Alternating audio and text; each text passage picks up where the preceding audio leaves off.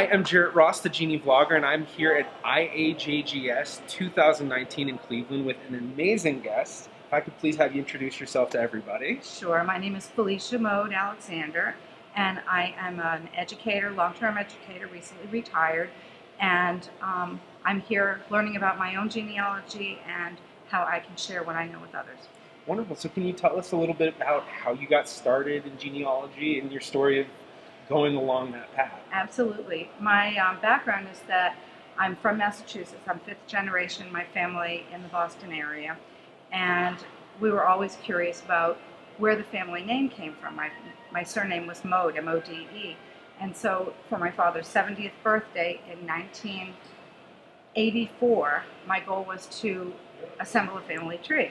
And in the family tree, I was going to have all the answers laid out, and I was giving myself a year to do this. Well, fast forward, it's now almost 40 years later, and I still am working on this family tree. Very cool. Now, we were talking a little bit earlier about Holocaust research and the importance of the education of Holocaust research. Can you start out just telling us a bit about your own experience in that? Sure. So by trade, I am a trained Holocaust educator. I'm a United States Holocaust Museum fellow, teacher fellow, and I've taken many different training programs in how to teach the Holocaust and genocide to students, never expecting that I would find a personal link to the Holocaust. When I started doing the genealogy, my father said, "You won't find anything on the Holocaust because we were already here. We came in the 1840s from German-speaking Poland." Or actually, he said from Alsace-Lorraine at that point. He thought that's where we were from. I found out otherwise. But through the years, I discovered an entire branch of our family that had left the little hometown, went to Berlin, and then they all perished but one in the Shoah.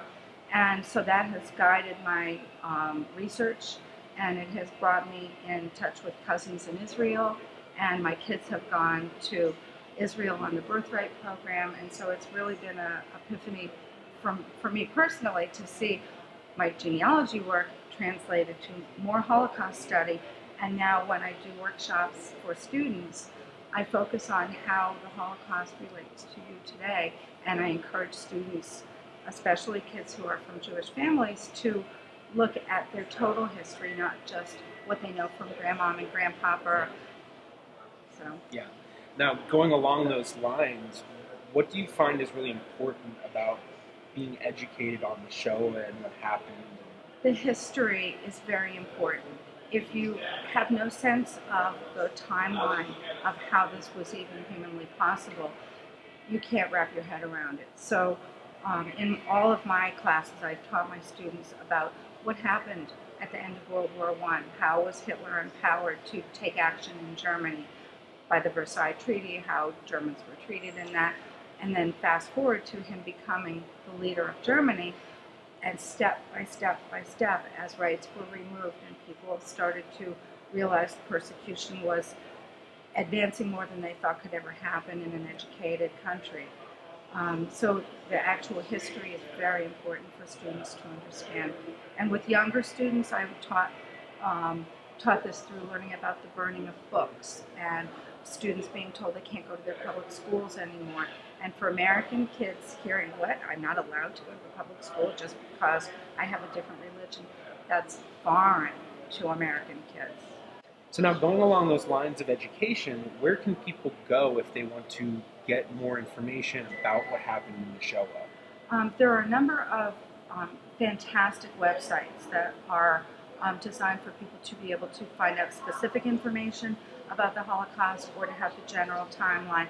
My first go-to place is the website of the United States Holocaust Memorial Museum. It's a vast website. It has incredible information, and you can zero in on a particular year. You can look at different events that took place leading up to and during the Holocaust. Even the current exhibit is America's Response. And it's shocking how much our government knew was going on in Europe and did not act on it. So that's the Holocaust Museum website. The Museum of Jewish Heritage here in New York City has a phenomenal exhibit going on right now about Auschwitz, but they also have a very intensive website as well.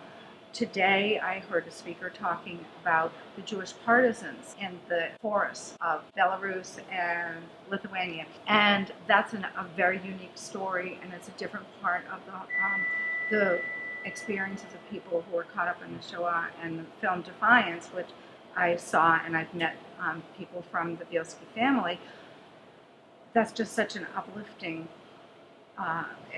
it's not a story of persecution, it's a story of under persecution, how did people rise up and counter it. And I think that's really important for students, especially right now with politics in the United States, having people pitting against each other and having very strong opinions.